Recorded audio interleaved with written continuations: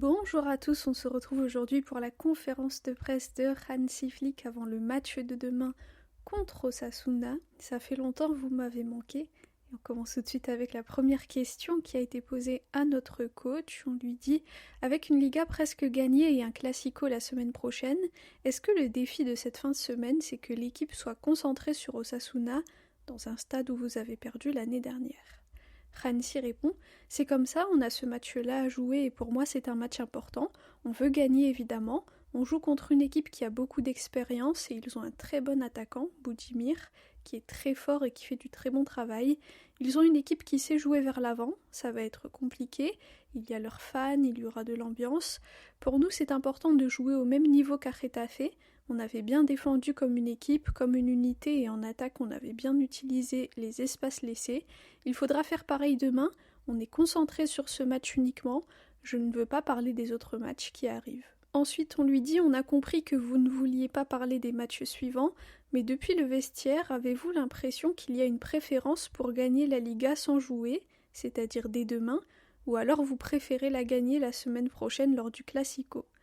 Hansi répond « Je suis concentré uniquement sur le match de demain, et si on le gagne, ça voudra dire qu'on a fait notre travail, c'est ce que j'attends de l'équipe, rien d'autre, on est concentré uniquement sur ce match. » Ensuite on lui dit « Concernant le retour de Rafinha, quel impact cela peut-il avoir sur le reste de la Liga, et à votre avis, quelles sont les leçons qu'il pourrait tirer de cette saison si difficile en termes de blessures ? Il n'a pas pu être là lors de moments décisifs en Copa et en Ligue des Champions. » Hansi répond « Ce sont des choses qui arrivent et Rafa est un joueur qui se donne toujours à 100% quand il est sur le terrain et lors des entraînements. C'est sa mentalité et son attitude qui sont comme ça, toujours à 100%. Ça nous aide beaucoup mais cette saison il en a souffert. Pour nous son retour est important, il fera le voyage avec nous et on verra demain. Je pense que c'est bien pour l'équipe qu'il soit de retour parce que c'est l'un des capitaines. Il est très positif et il pourra peut-être nous apporter ce dont on a besoin. » Ensuite, on lui dit cette semaine, il y a eu les demi-finales allées de Ligue des Champions.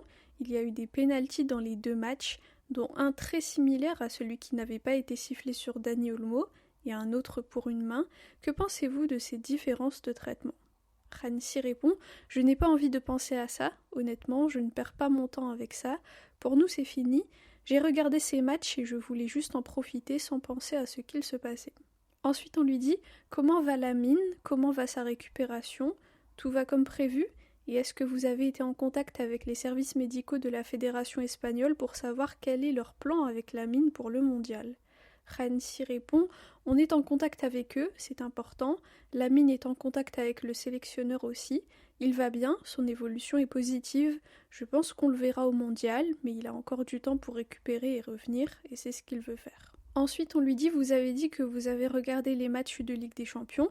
Beaucoup de gens ont dit que le match entre le PSG et le Bayern a été l'un des meilleurs de l'histoire de la Ligue des Champions. Est-ce que le niveau que vous avez vu dans ce match est atteignable pour le Barça ? Le Barça est capable d'être compétitif face à de telles équipes ?»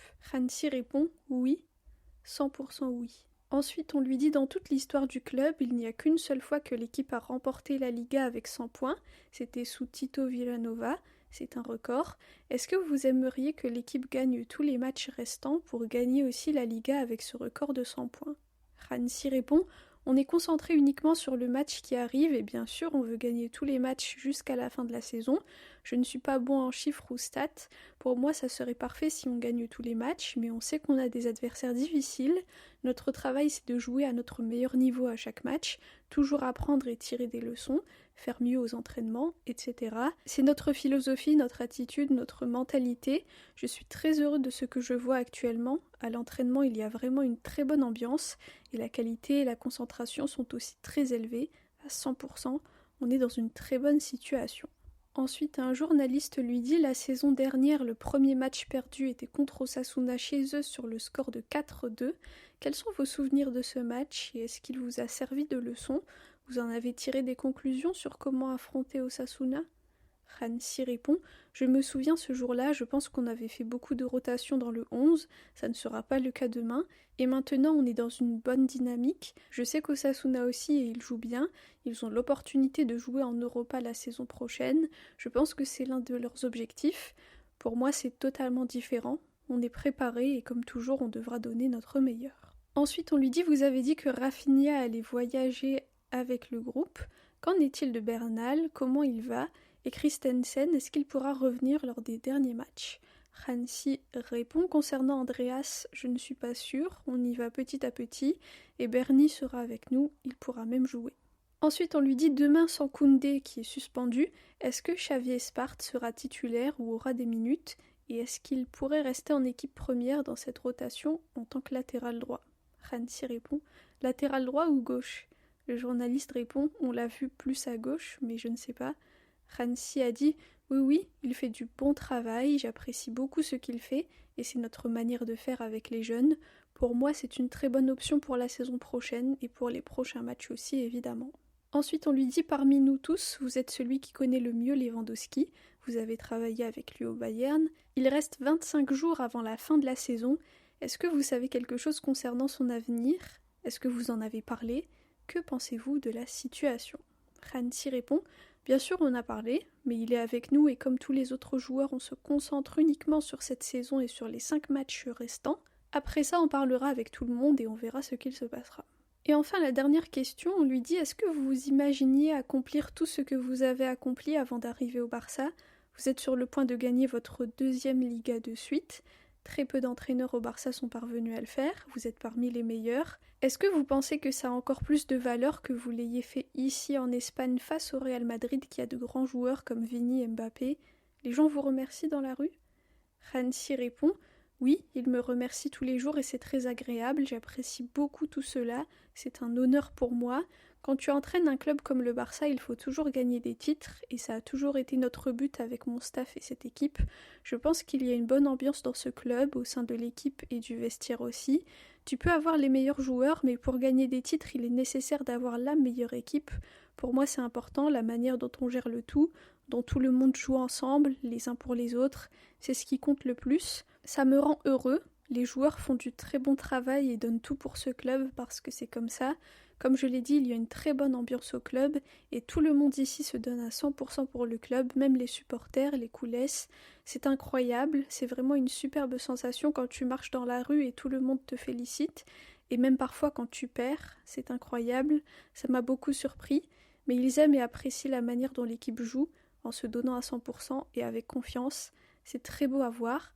Ça me rend fière, mais je sais qu'on doit passer à l'étape supérieure et c'est ce qu'on veut faire la saison prochaine. Et ce n'est pas encore fini, on a seulement gagné une seule Liga pour le moment, on est sur le bon chemin, mais on doit gagner les matchs qui arrivent.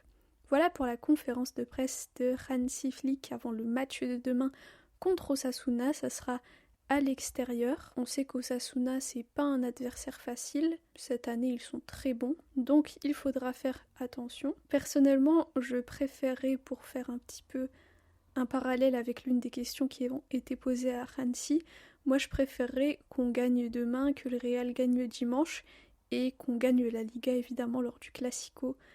Pour les émotions, ça sera 1000 fois meilleur et en plus de ça, ça va motiver l'équipe encore plus. On est à la maison au Camp Nou, ça faisait longtemps qu'on n'avait pas célébré une Liga au Camp Nou, etc. L'ambiance, le fait que le Real Madrid est en train de couler pendant que nous, on est tous ensemble unis. Enfin, vous voyez, tout ça, je pense que ça serait vraiment top si on peut vraiment gagner officiellement, mathématiquement, la Liga la semaine prochaine. Donc voilà, je voulais aussi en profiter pour faire un hommage au docteur Carlos Mignaro. Donc vous vous souvenez, la saison dernière, il était décédé justement le jour où on allait jouer contre Osasuna, donc ça m'a fait penser à lui, donc mes pensées à lui. Et j'espère qu'il est très fier de l'équipe et qu'il continue à profiter du très beau football de Flick et des joueurs depuis là-haut. Autre chose que je voulais dire et sur laquelle je voulais revenir, c'était le match de Ligue des Champions entre le PSG et le Bayern. Comme vous avez vu et comme vous l'avez certainement entendu dans les différents médias, enfin moi personnellement je suis pas trop les médias, ni YouTube ou autre quand le Barça joue pas, mais j'ai quand même pu entendre que beaucoup de gens avaient dit, et puis le journaliste aussi l'a rapporté, que beaucoup de personnes ont dit le match entre le Bayern et le PSG était extraordinaire, etc., etc.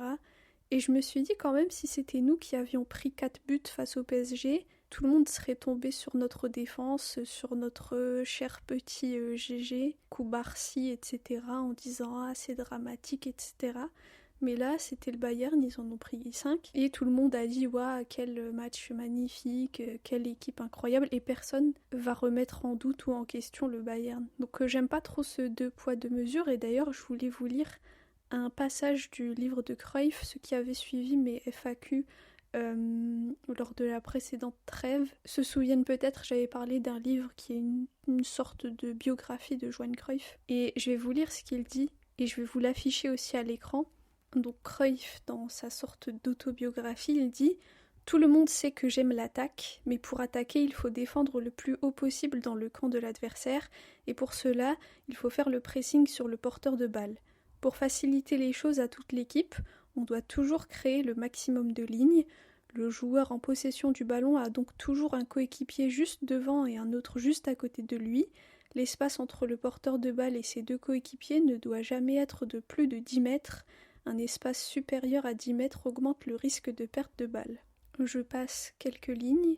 Il dit ensuite « Avoir un style offensif, c'est jouer sur l'espace qui va du rond central de sa partie de terrain jusqu'à la surface de réparation de l'adversaire, donc sur un terrain de 45 mètres de long et de 60 mètres de large, ce qui fait environ 9 mètres de long par ligne. Pourquoi ces distances sont-elles tellement importantes ? Parce que si on les maîtrise, les joueurs peuvent plus facilement et efficacement reprendre les positions les uns des autres, et il y a toujours assez de joueurs derrière le ballon. Regardez bien et vous verrez que dès que le Barça fait le pressing après une perte de balle, les joueurs se tiennent tous à moins de 10 mètres d'un coéquipier. De plus, tout le monde est en mouvement, ce qui fait que la récupération peut se faire vite et bien. Et là, quand il parlait du Barça de Pep à l'époque. Donc vous voyez que finalement, ce que Hansi fait, c'est du Cruyff tout craché. Donc les personnes qui critiquent Flick, H24, etc., dites-vous qu'il s'inspire de Cruyff et que le jeu du Bayern aussi s'inspire de Cruyff. Là, ce qu'il faut, à mon avis, c'est juste que les joueurs aient plus d'expérience et qu'ils s'habituent à jouer comme ça. Et je pense que dès l'année prochaine, on va voir vraiment de très grandes choses. Et je pense qu'en plus de ça, avec les quelques recrues qui vont venir consolider l'équipe, l'année prochaine, je pense qu'on peut être un candidat très sérieux pour la Ligue des Champions. Donc voilà, dites-moi ce que vous pensez de tout ça, dites-moi aussi quel est votre pronostic pour le match de demain. Moi personnellement je verrai un 2-0 ou peut-être un 2-1 parce que je vois quand même Osasuna marquer. Donc voilà, merci à tous pour votre écoute, pour vos commentaires. Visca el Barça et Visca Catalunya.